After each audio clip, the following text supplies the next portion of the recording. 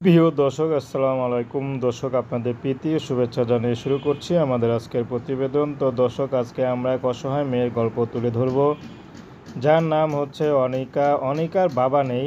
অনিকা ছোট একটা ভাই আছে আর মা আছে। মা পরের বাসায় যে কাজ করে তাদের লালন পালন করে বড় করেছে, কিন্তু বেশি দূর পড়াশোনা করতে পারেনি।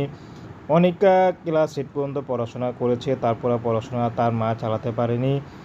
তো অনিকা বর্তমানে সেলাই মেশিনে কাজ করে। তো আগে গার্মেন্টসে চাকরি করতো। গার্মেন্টসে চাকরি করার পর অনেক রাত করে আসতে হয়, সকালে গিয়ে রাত্রে আসতে হয়, মাঝে মধ্যে অনেক রাতও হয়ে যায়। সেজন্য অনিকার মার কথায় অনিকা সে চাকরিটা সেরে এখন সেলাইয়ের কাজ করে।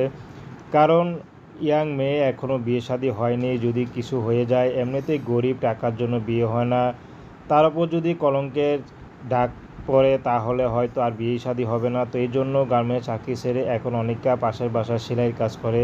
সেলাইয়ের কাজ করে যা ইনকাম করে তা দিয়ে সংসার চলে, কারণ অনিকার মা অসুস্থ, ঠিকমতো কাজে যেতে পারে না। তো এখন অনিকা আছে ভালো একটা মানুষের জন্য, যে নাকি তার অতীত জেনেও তাকে অবহেলা না করে তাকে ভালোবাসবে, তাকে সামনে চলার পথ দেখিয়ে দিবে। এমন একটা মানুষ যদি হয় তাহলে অনিকা বিয়ে শাদী করবে। সে যেমনই হোক, বয়স যেমনই হোক, চেহারা যেমনই হোক, কোনো সমস্যা নেই। সেও যদি কাজ করে, অনিকাকে যদি কাজ করা, বিয়ের পর অনিকা রাজি আছে, দুজনে মিলে সংসারে আয়োনতি করে নেবে।